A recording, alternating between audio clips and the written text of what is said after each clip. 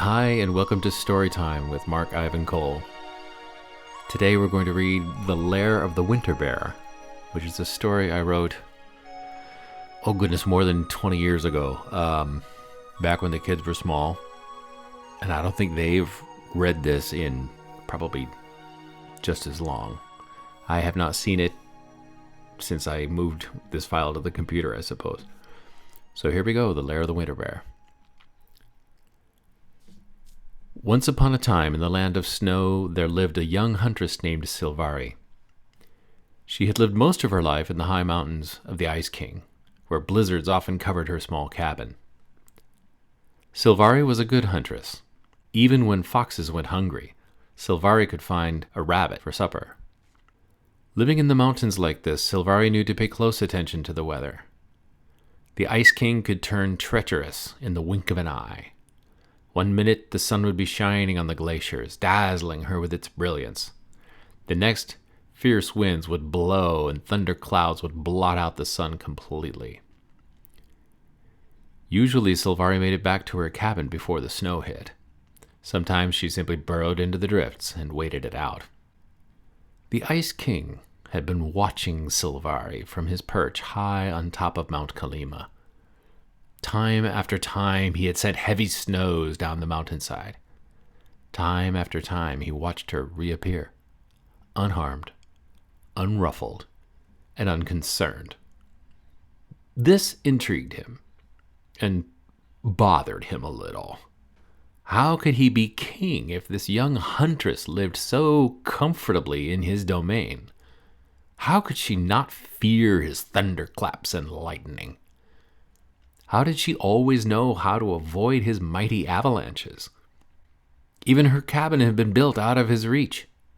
A grim smile curled on the frozen lips of the Ice King. This little huntress would not better him. No.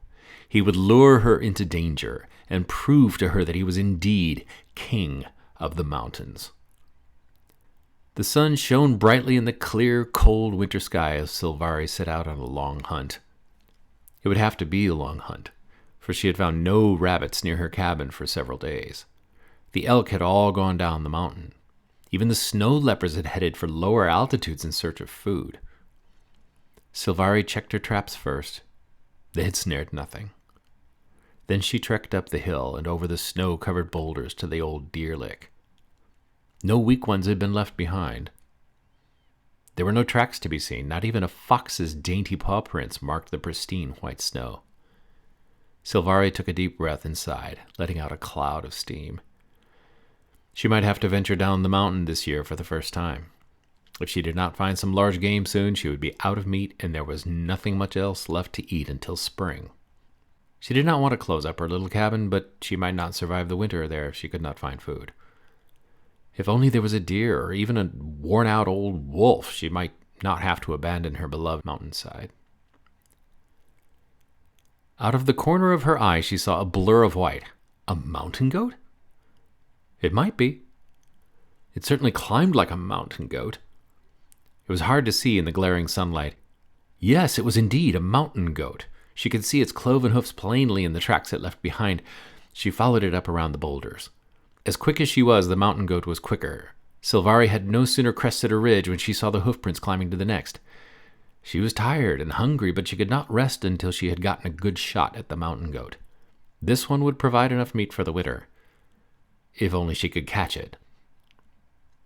She was high on Mount Kalima, higher than she had ever hunted before, when she saw the mountain goat on the opposite side of a great rift. The wind was calm. She was concealed behind a huge rock.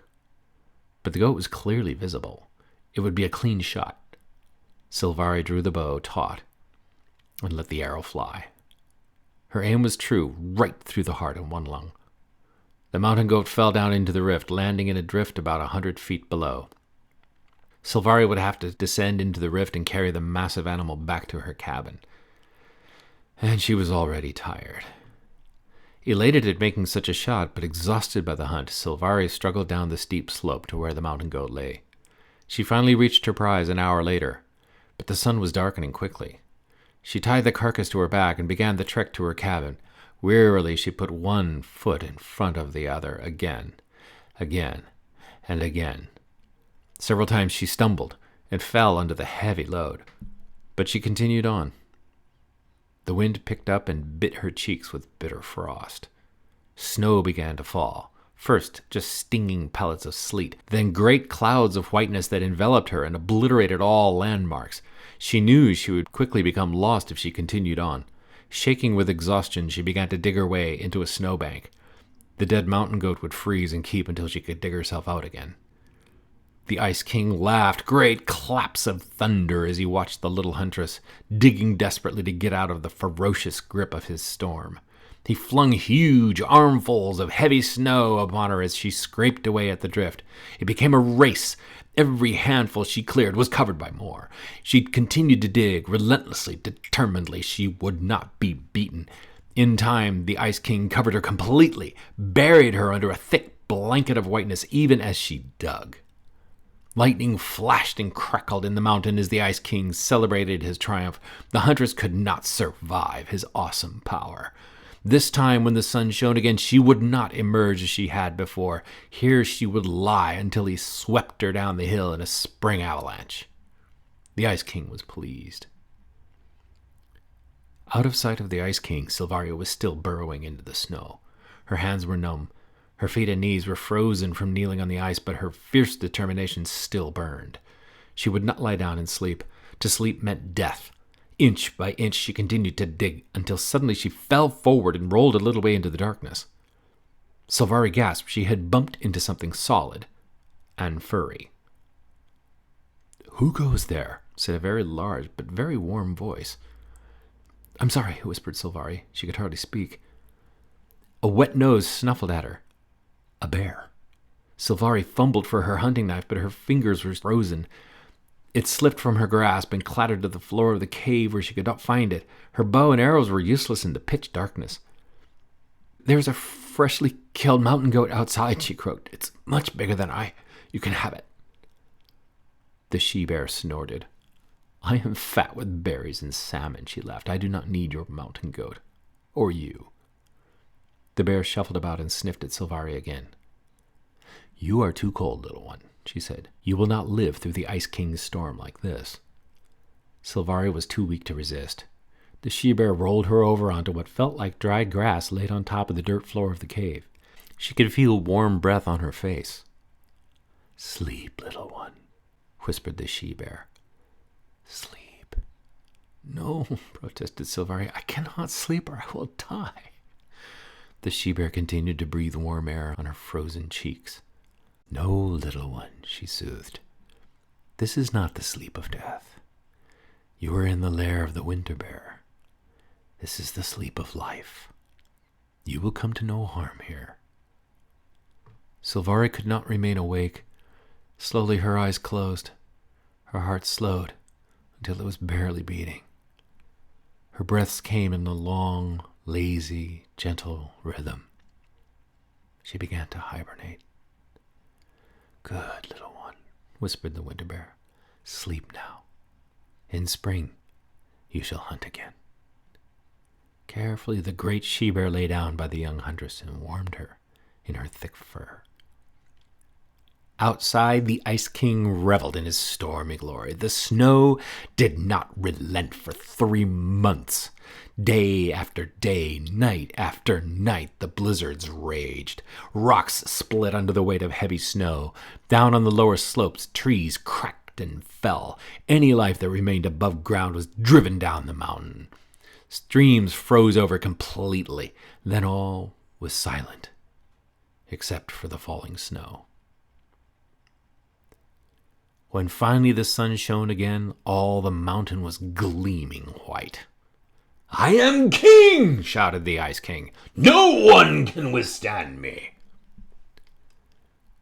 Still, somewhere deep inside his frozen heart, a little sadness trickled down like water from an icicle. Silvari had been a fine challenger. He let the sun shine for several days in a row. Each morning he searched the mountainside for some sign of the young huntress. She was nowhere to be seen. He allowed the days to grow longer, for he wanted to search for her again. Still she could not be found. Perhaps I was too harsh, thought the Ice King. In sorrow he retreated back up the mountain, back to the glaciers of Mount Kalima, to sit on his throne and ponder this predicament. A little light shone into the lair of the winter bear. Drowsily, Silvari rolled over and opened her eyes. She was warm and snug on a bed of grass. Beside her lay the still quiet figure of the winter bear. For a moment Silvari was afraid. Then, gradually, she remembered the sudden storm and how she had happened to fall into this cave. The winter bear had given her warmth and shelter, and it caused her to hibernate through that long, cold winter. The little window grew larger as the spring sun warmed the melting snow. Silvari stood up quietly, unwilling to disturb the huge animal beside her. But the she-bear was already awake. "Ah, little one, I see you have slept well," said the winter bear. "Yes, mother," said Silvari respectfully, "and I am hungry, just as you." The winter bear smiled. "True, but there is a mountain goat at the door, is there not?" Silvari went to the mouth of the cave and broke the ice away from the entrance. The mountain goat was still covered by a light layer of snow, but it had remained there throughout the entire winter. "There is, mother," she said, smiling. "Shall I bring it in?" "No, little one, you did not eat as I did before the winter, so you are not strong. Come back inside. I shall bring in this spring feast. You make a fire for yourself, and we shall eat as queens at the Ice King's table." So she did, and they ate ravenously and well. When the meal was finished, Silvari thanked the winter bear for her kindness and hospitality. "What can I do to repay you?" she asked. "Only this, little one. Never reveal my lair," said the she-bear. "It is my home, and the place where I raise my young. This year there were no young for me, so you were welcome here. But no one should trespass in the lair of the winter bear." "Yes, mother," said Silvari. "I promise." She turned to leave.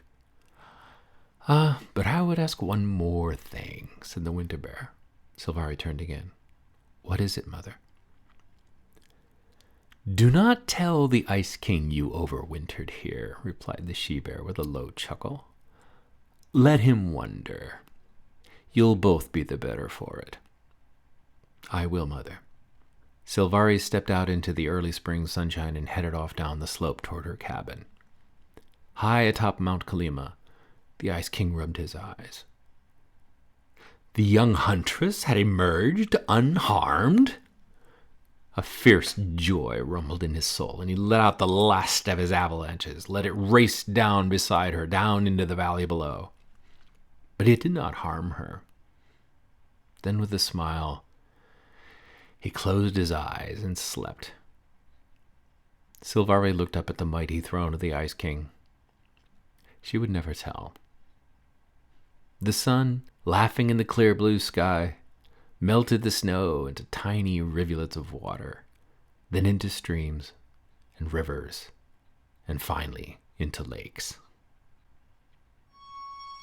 That was The Lair of the Winter Bear by Mark Ivan Cole.